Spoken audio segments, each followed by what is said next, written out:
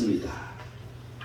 그런데 지금 이제 우리는 이 마지막 세상에 살고 있으면서 지금 이제 이 코로나19 바이러스라는 이런 이 어려운 환경 속에서 우리는 별로 이렇게 환란이라는 생각을 못 하는데, 외국에 사는 사람들, 다른 나라에 사는 사람들은 엄청난 환란이에요, 이게.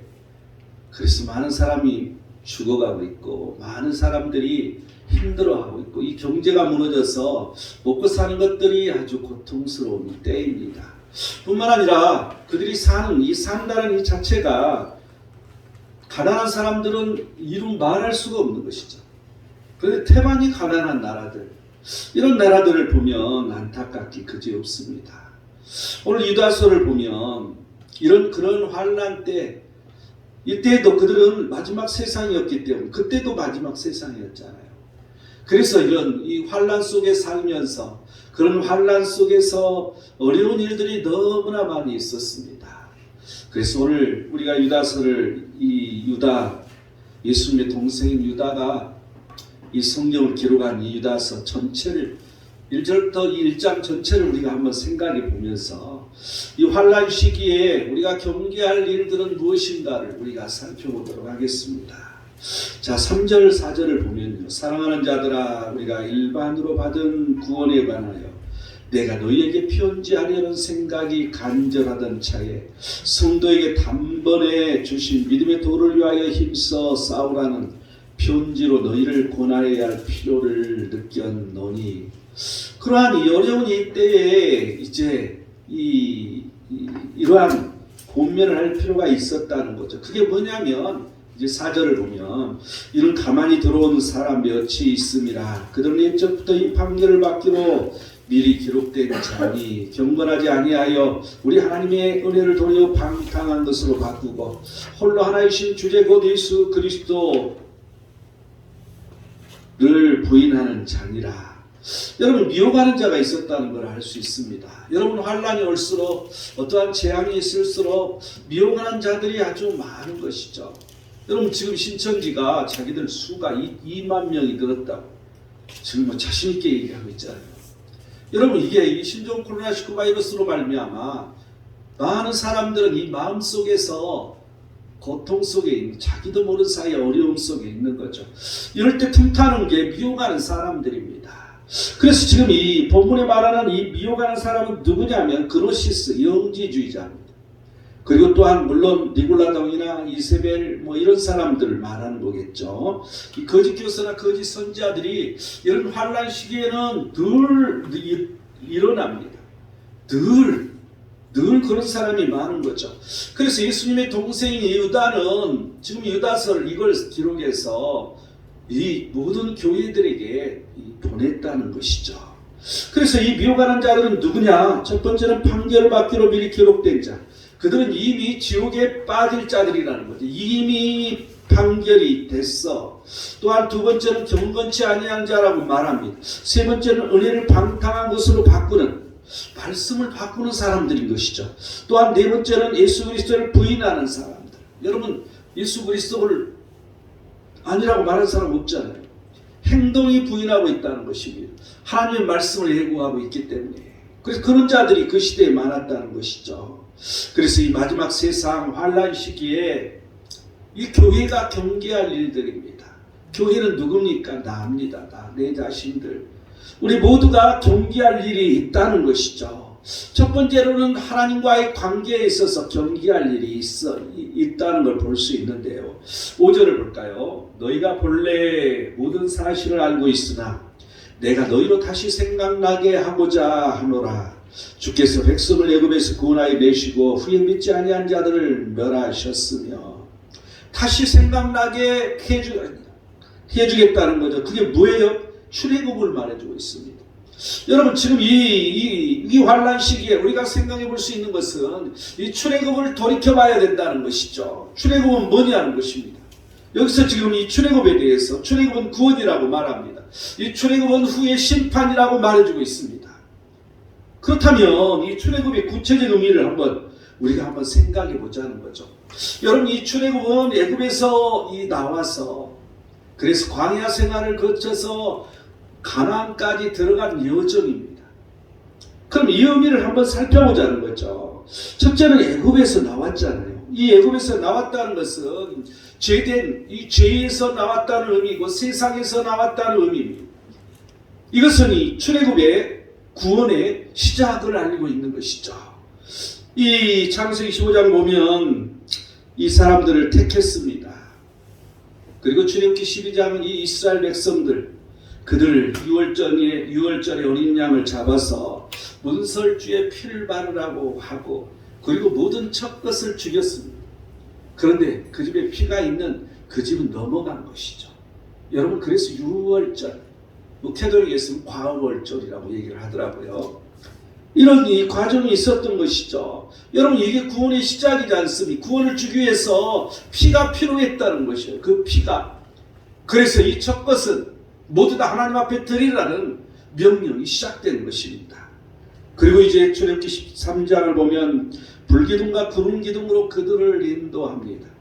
그리고 이제 드디어 출애굽기 14장에 출애굽 이 홍해바다를 건너는 바다가 갈라지는 놀라운 역사를 보게 됩니다. 그리고 출애굽기 15장 2절을 보면 여호와는 나의 힘이요 노래이시며 나의 구원이시리로다라고 이 모세는 노래하고 있습니다. 그래서 이제 구원자로 고백을 하고 있는 거죠. 하나님은 우리의 구원자다. 나의 구원자다. 그들은 이제 구원받았습니다. 그들은 이 종의 몸에서 이 바다가 갈라져서 건너감으로 말미암아 구원을 받은 것이죠. 맞습니까? 틀립니까? 맞잖아요. 그런데 그들은 출애굽했지만 그들에게 기다린 곳이 광야였습니다. 여러분 이 애굽이 죄와 세상이라고 우리가 말한다면 광야는 교회라고 우리는 말할 수 있습니다. 이 신명기 4장 1절에서 8장 1절까지는 규례와 법도를 지키라는 걸 줄기차게 말해주고 있습니다. 또한 마태복음 19장 16절에 30절을 보면 생명에 들어가려면 계명을 지키라고 예수님은 말씀해주고 있습니다. 지키는 과정이었던 것이죠. 우리가 지키고 사느냐, 말씀을 지키고 사느냐, 말씀에 어긋내서 사느냐의 갈림길 속에 이제 시험받는 것이 바로 광야였다는 것이죠. 여러분 우리의 삶도 마찬가지인 것입니다. 히브리 3장 7절에서 11절을 보면 성령이 이르신 바와 같이 오늘 너희가 그의 음성을 듣거든 광야에서 시험하던 날에 거여가던 것이 너희 마음을 완고하게 하지 말라고 말합니다. 여러분 시험하던 날에 거여가거나 완고해서는 안 된다는 것이죠. 여러분 우리의 삶 지금 현재 우리가 이 교회 안에서 사는 이 삶이 우리 환경에 의해서 늘 우리는 시험을 받는 것이죠. 또한 이 마귀를 대적하지 못하면 늘 우리를 미혹하고 하나님 말씀에서 떨어지도록 만드는 시험들이 많이 있다는 것이죠. 그런데 우리가 그러한 하나님의 그런 말씀에서 거여가거나 우리의 마음이 완고해지는 이런 현상, 여러분 이러한 일이 있어서는 안 된다고 말해주고 있습니다. 또한 9절을 보면 히브리서 3장 9절을 보면 거기서 너희 열조가 나를 시험하여 증언하고 40년 동안 나의 행사를 보았느니라고 말합니다. 40년 동안 하나님의 행사를 보았다는 것이죠. 시험이 있었지만 40년 동안 시험 속에 살았지만 그 속에서 하나님의 놀라운 일들을 봤다는 것입니다. 하나님은 그런 행사를 행하셨다는 것이죠. 그런데 이제 히브리 3장 10절을 보면 그러므로 내가 이 세대에게 노하여 이르기를 그들이 항상 마음이 미혹되어 내 길을 알지 못하는도다 하였고 하나님께서 놀라운 일을 보여주셨는데도 불구하고 항상 마음이 미혹됐다는 거죠. 그리고 그 하나님의 길을 알지 못했다고 히브리 기자는 설명을 해주고 있습니다. 그게 바로 출애굽의 광야 생활이었다는 거죠. 여러분 우리의 이 교회 생활, 이 교회 안에 들어와서 우리는 살고 있지만 세상에서 살고 있기 때문에 우리는 이런 안타까움이 항상 우리에게 있다는 것을 말해주고 있습니다. 또한 히브리 3장 11절 계속해서 보면 내가 노하여 맹세한 바와 같이 그들은 내 안식에 들어오지 못하리라 하였느니라. 여러분, 이 광야 생활을 통해서 이제 이 출애굽했던 그 백성은 구원을 받았는데 그들은 가나안 땅을 밟지를 못하고 모두 죽었다는 사실입니다. 그런데 가나안 땅을 밟는 사람은 믿음을 갖는 사람이었죠. 믿음을 행하는 사람이었죠. 믿음을 가지고 늘 주장하는 사람이었죠. 늘 믿음이 있기 때문에 늘 불평하지 아니하고 원망하지 아니한 그런 사람이었다는 사실입니다. 그래서 이 가나안 땅에 들어가는 사람은 별도로 이 시험을 통과하는 사람이었다는 걸 알 수 있습니다. 그래서 결국은 이 가나안 땅에 들어갑니다. 여러분, 이 구원은 출애굽에서 시작해서 그런 놀라운 역사를 보고 구원을 받았는데 구원이 이루어지는 것은 가나안 땅에 들어감으로 말미암아 구원이 이루어졌다는 사실입니다. 우리는 이 의미를 잘 되새겨 봐야 됩니다. 그래서 히브리서 11장 8절을 보면 믿음으로 아브라함은 부르심을 받았을 때 순종하여 장래 유업으로 받을 땅에 나아갈새 갈 바를 알지 못하고 나아갔습니다. 여러분, 항상 순종이 있어야 된다는 것입니다. 항상 유업의 땅에 나아갔다는 걸 우리는 알 수 있는데 그게 무슨 일인지 알지도 못하고 믿음으로 그저 하나님께서 말씀하시니까 갔다는 것이죠. 사사건건 따질 이유가 없이 우리는 그 하나님 말씀대로 살아야 된다는 이러한 비밀을 이 아브라함은 가르쳐주고 있습니다. 그리고 이제 히브리서 11장 9절을 보면 믿음으로 그가 이방의 땅에 있는 것 같이 약속의 땅에 거류하여 동일한 약속을 유업으로 함께 받은 이삭 및 야곱과 더불어 장막에 거하였다고 말합니다. 여러분, 그들은 약속의 땅에 갔는데 장막에 거했다는 것입니다. 여러분, 이 장막, 이곳에는 장막에 거했는데 이 가나안 땅에 출애굽에서 들어간 백성들은 이 장막을 쳤던 거죠. 그게 바로 성소, 하나님이 계신 곳이었습니다. 여러분, 이 교회는 이 성소를 말해주고 이 장막, 성막을 말해주고 있습니다. 그래서 우리는 온전히 그 하나님을 섬기는 일, 온전히 그 하나님 안에 거하여야 되는 그런 일들을 감당해야 되는 것을 우리는 느낄 수가 있습니다. 또한 히브리서 11장 계속해서 이제 10절을 보면 이는 그가 하나님이 계획하시고 지으실 터가 있는 성을 받았습니다. 하나님이 계획하시고 지으실 터가 있는 성, 여러분, 우리는 소망을 갖는 것이죠. 우리는 소망이 예수 그리스도의 다시 오십니다. 속히 오시리라고 말씀하셨던 그 예수님께서 오심으로 말미암아 예루살렘 성, 그 도성이 하늘에서 내려온다고 요한계시록에는 기록되어 있습니다. 이처럼 그 성을 우리는 바라는 것이죠. 이 성을 우리는 바라고 사는 것입니다. 영원히 우리에게 있어야 할, 우리가 살아야 할, 눈물이 없고 고통도 없고 죽음도 없는 그 세상, 그 성에 우리는 들어가는 것, 이 소망을 가지고 사는 것입니다. 여러분, 이게 가나안이 그 가난에 들어가는 거였죠. 여러분, 이 구원이라는 것은 바로 그런 거라는 거죠.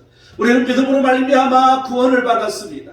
그런데 우리는 이 세상의 이 생활 속에서 우리는 그 믿음을 가지고 말씀을 지키며 살아야 되는 거죠. 그래서 우리가 성장하고 그리스도의 장성한 분량에 이르기까지 성장하는 그 성화를 거쳐야 되는 것입니다.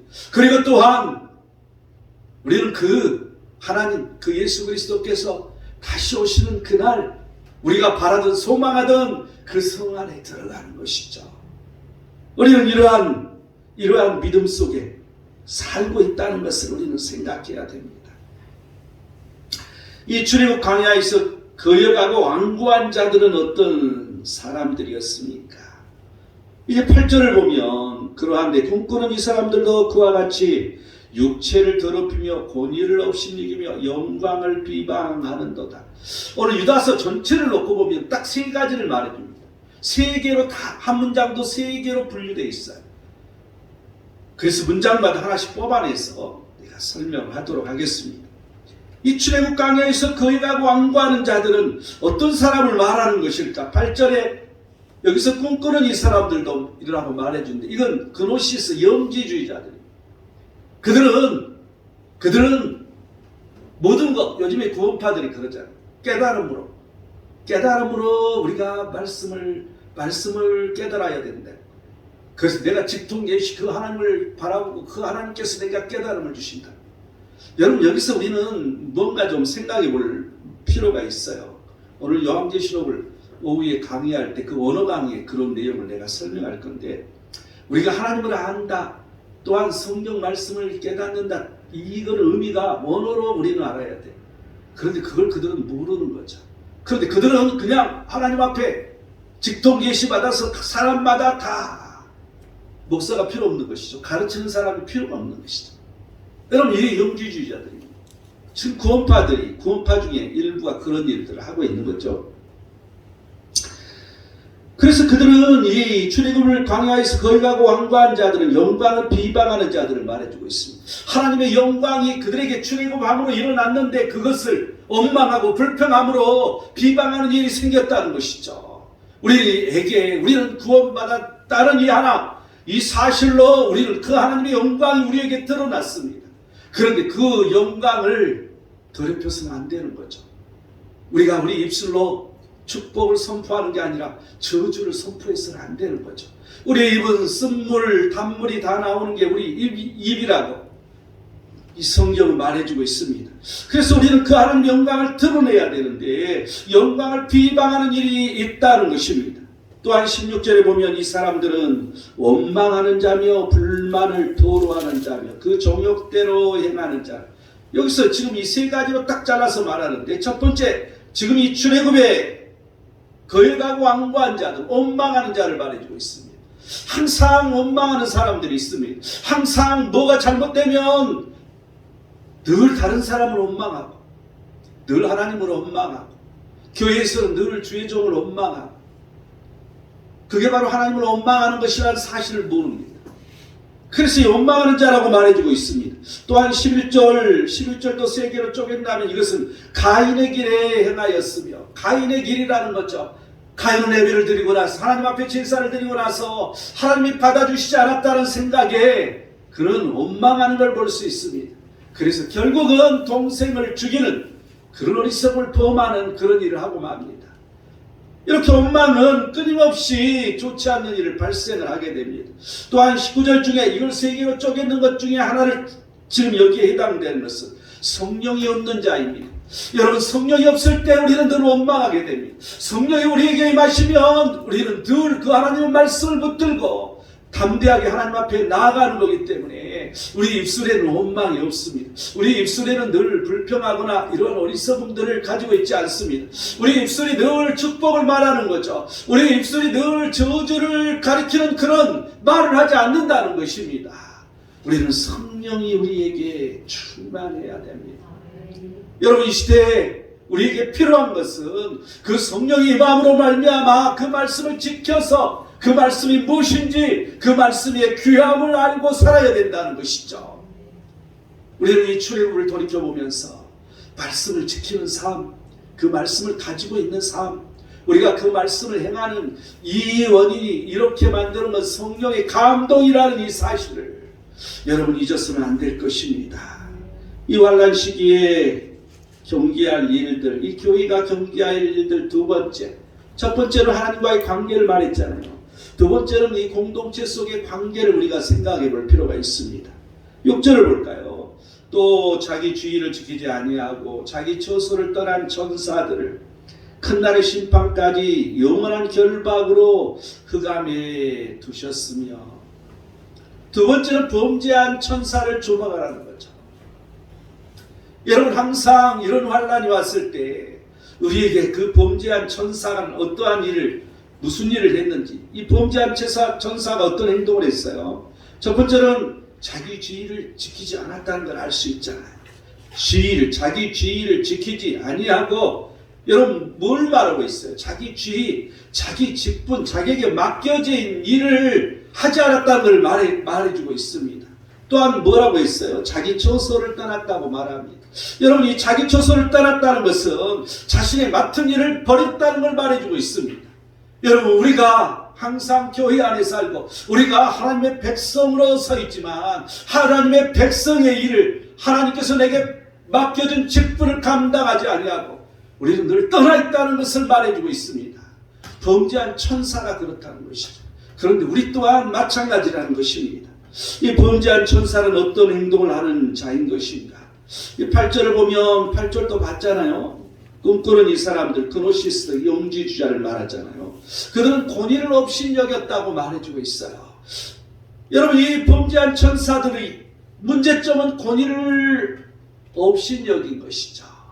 이 하나님의 권위를 그들은 업신여기고, 그래서 그들을 타락한 천사라고, 그들이 이제 이 마귀의 이 사자라고 이렇게 표기가 되어 있죠.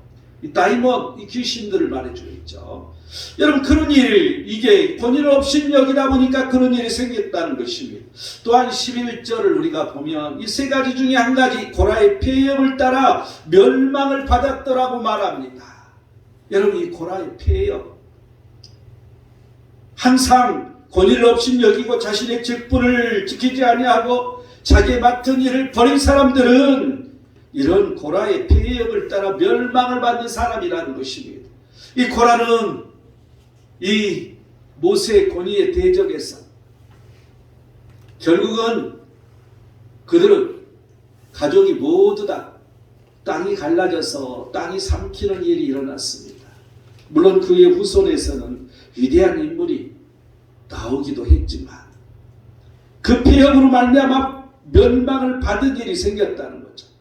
그런 사람은 어떤 사람이냐면 16절을 볼까요? 이 사람들은 원망하는 자며 불만을 토하는 자며, 세 가지로 쪼개서 불만을 토하는 자예요. 여러분, 늘 불만을 말하는 사람, 늘 뭐가 떴다 이렇게 말하는 사람.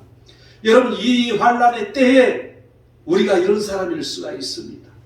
우리는 늘 그 하나님 앞에서 불만을 토하는 자가 아니라 항상 하나님의 영광을 보는 자, 그 하나님의 그 영광의 권위를 무시하지 않는 자, 업신여기지 않는 자, 우리 이러한 사람이 되어야 할 것입니다. 19절 세 개로 딱 쪼개서 여기에 해당되는 것은 이 사람들은 분열을 일으키는 자라고 말합니다. 여러분, 불만을 늘 토로할 때 자연히 분열이 일어납니다. 늘 이건 이렇다 저건 저렇다 늘 이런 불평을 하고 불만을 말할 때 자연히 분열이 일어나는 것이죠. 여러분, 이 교회의 분열을 일으켜서는 안 될 것입니다. 또한 우리 믿는 사람들, 모든 성도들의 분열을 일으켜서는 안 될 것입니다. 또한 유다서 1장 10절을 보면 이 사람들이 무엇이든지 그 알지 못하는 것을 비방하는도다. 또 그들은 이성 없는 짐승같이 본능으로 하는 그것으로 멸망하느니라. 그들은 알지 못하는 것을 비방하고 있다는 거죠. 그들은 이성 없는 짐승같이 본능으로 하는 그것으로 멸망한다. 여러분, 그들은 하나님에게 직접 계시를 받았다고, 그것만이 맞는 거라고 그들은 생각했습니다. 그래서 모두 다른 사람이 필요 없어, 목사도 필요 없고 내가 그냥 하나님 앞에 받으면 되는 거야. 그래서 하나님 앞에 모든 걸 내가 받는, 그건 바로 이성 없는 짐승 같은 본능이라고 유다는 설명해 주고 있습니다. 그의 영적으로 받는 계시가 아니라 이건 짐승 같은 본능으로 받는 계시라는 것을 말해주고 있습니다. 그래서 그는 알지 못하는 것을 비방합니다.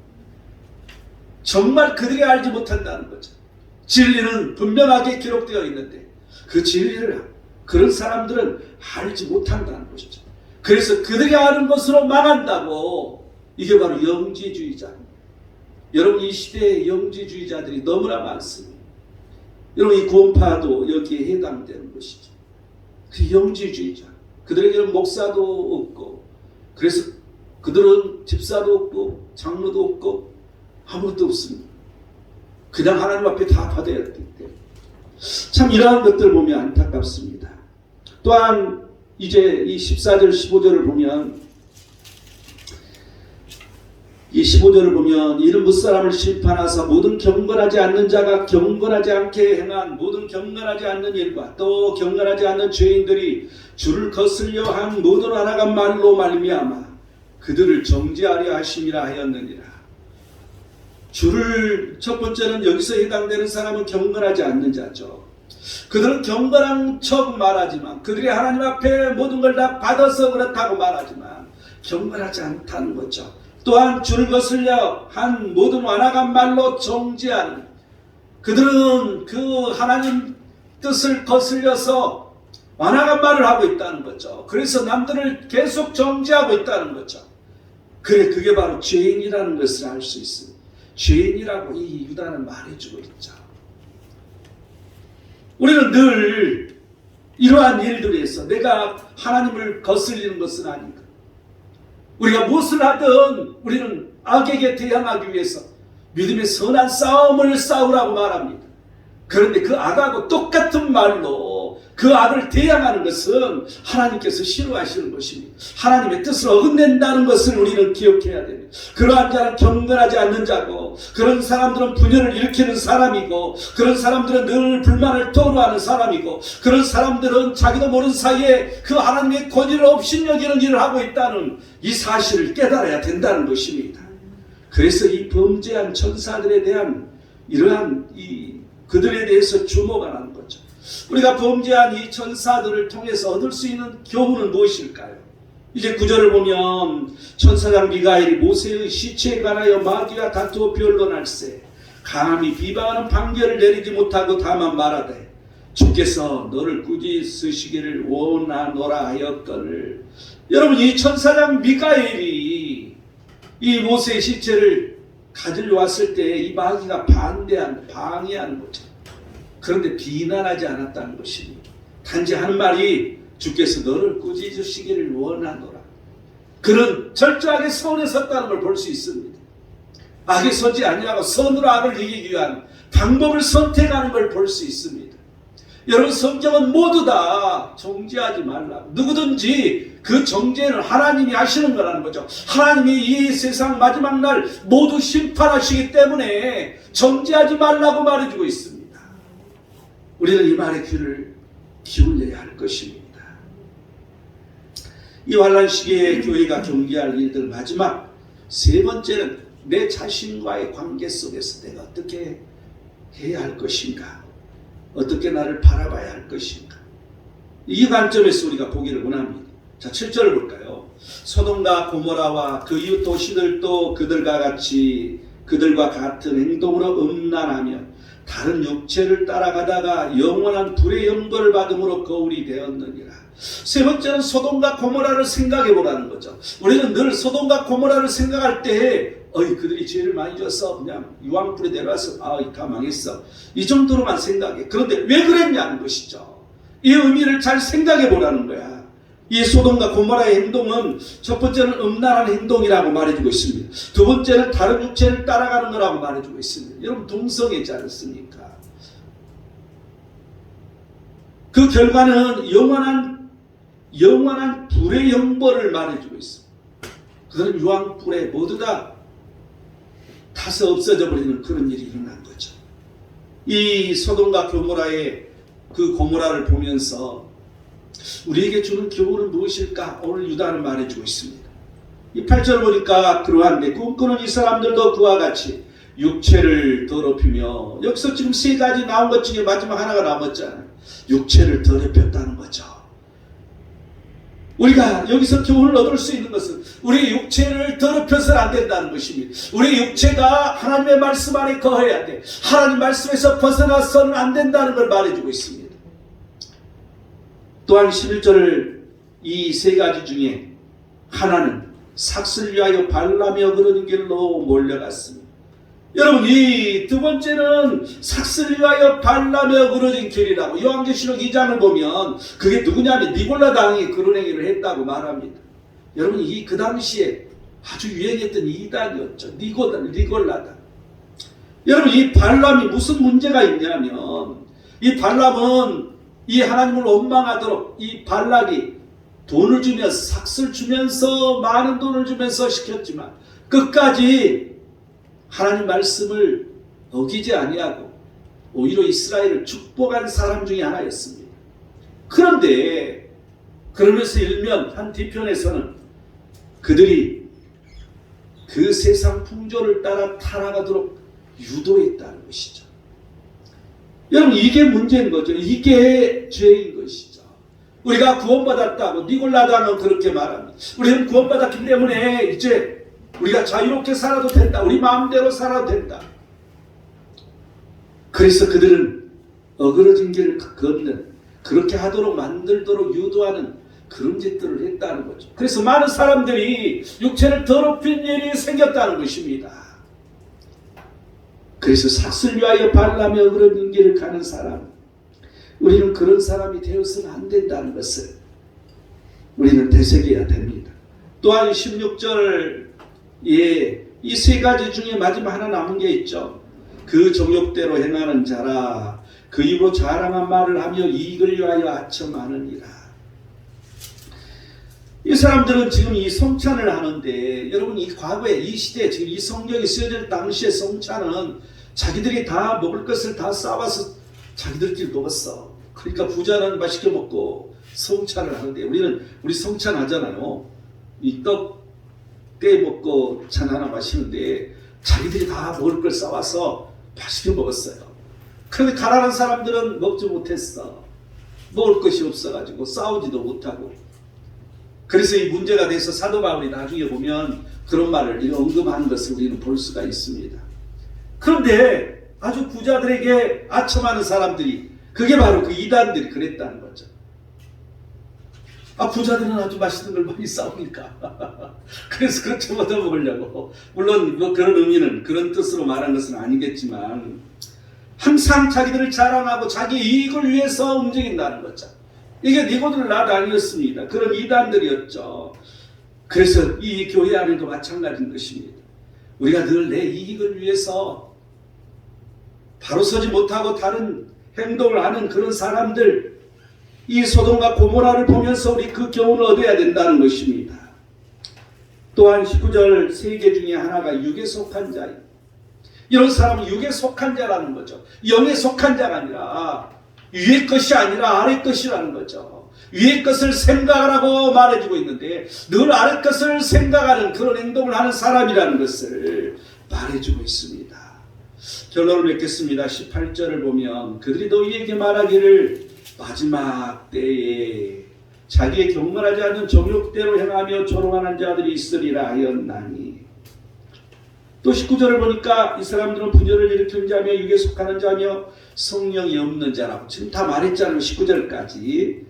그래서 이제 첫 번째는 내 자신을 대처를 해야 돼. 이런 마지막 때에 이런 일을 해서 우리가 자유롭기 위해서 어떻게 대처를 해야 되느냐. 그건 거룩한 믿음의 자신을 세우라는 것입니다. 내가 믿음을 가지고 있는데 그냥 믿음이 아니라 거룩한 믿음 위에 세우라는 것이죠. 오직 예수 그리스도의 그 십자가의 보혈의 그 거룩성을 유지하라는 것입니다. 여러분, 예수 그리스도의 그 십자가의 보혈은 희생입니다. 죽음입니다. 나를 죽이는 것이죠. 나를 낮추는 것이죠. 내가 없는 것이죠. 여러분, 이 내가 없는 그 속에 하나님, 그 예수 그리스도 그 문만이 내 안에 거하시는 이러한 거룩한 믿음의 나를 세워야 된다는 것입니다. 또한 성령으로 기도하라는 걸 우리가 알 수 있죠. 20절을 보면 거룩한 믿음의 자신을 세우며 성령으로 기도하며, 항상 우리가 기도하는데 내 욕심으로 기도하는 게 아니라 내가 원하는 대로 내 뜻대로 기도하는 것이 아니라 성령 안에서 성령으로 기도하라는 거죠. 왜 나는 대답이 없을까? 응답이 없을까? 성령으로 기도할 때 여러분 그 응답은 있게 될 수밖에 없습니다. 또한 21절을 보면 하나님의 사랑 안에서 자신을 지키며 영생에 이르도록 우리 주 예수 그리스도의 긍휼을 기다리라고 말합니다. 사랑 안에서 자신을 지키라는 것이죠. 여러분, 항상 그리스도의 그 하나님의 사랑 안에서 여러분 하나님의 사랑이 내게 늘 임하기를 원해야 된다는 것이죠. 하나님의 사랑, 우리는 늘 그 사랑이 내게 오기를 원하는데 내가 하나님 앞에 가까이 가는 것은 생각하지 않습니다. 내가 하나님을 사랑하는 것은 생각하지 않습니다. 여러분, 언약은 늘 쌍방인 것입니다. 내가 사랑하고 하나님이 나를 사랑할 때 내가 당연히 사랑해야 되는 것이죠. 여러분, 이러한 하나님의 사랑을 나는 생각하지 않으면 안 되는 것이죠. 여러분, 그래서 이 사랑 안에서 그 하나님께서 나를 사랑하고 내가 하나님을 사랑하는 이 사랑 안에서 나를 지켜야 된다는 것입니다. 또한 영생에 이르도록 긍휼을 기다리라고. 여러분 항상 영생에 이르도록, 여러분 우리가 죽어서 예수 그리스도께서 오실 때 영생이 이루어지지 않습니까? 그런데 영생에 이르도록 주 예수 그리스도의 긍휼을 기다리라고. 우리는 항상 우리가 온전한 구원받는 자로서 항상 그러한 신분이 계속 유지되어 가야 됩니다. 뭔가 타락됐을 때는 즉각 회개하고 돌아서야 되는 거죠. 즉각 돌아와야 되는 것이죠. 그래서 나를 지켜야 되는 것이죠. 내가 그래서 영생에 이르도록 우리는 긍휼을 기다릴 수밖에 없습니다. 내가 항상 완전하지 못하기 때문에 자주 넘어지는 거죠. 그 하나님의 긍휼을 통해서 우리는 용서받을 수 있기 때문에 우리는 늘 회개하면서 내가 자꾸 바꿔가야 돼요.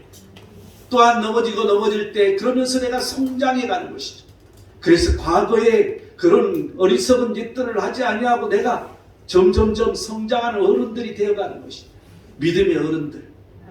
우리는 그러한 자로 이 환난의 시기에 나를 지키고 우리 교회를 지키고 우리 하나님과의 관계를 지키는 그런 놀라운 일들을 보고 사는 우리 모든 성도 이 시기를 축원드립니다. 기도하겠습니다. 하나님, 하나님께서 오늘 말씀하시니 우리가 진정으로 거룩한 믿음에 내 자신을 세우게 하시옵시고 성령으로 기도할 수 있는 그 은혜가 충만할 수 있도록 하나님 함께하여 주시옵시고 인도하여 주시옵소서. 오 할렐루야. 거룩하신 예수 그리스도의 이름으로 기도드립니다. 아멘.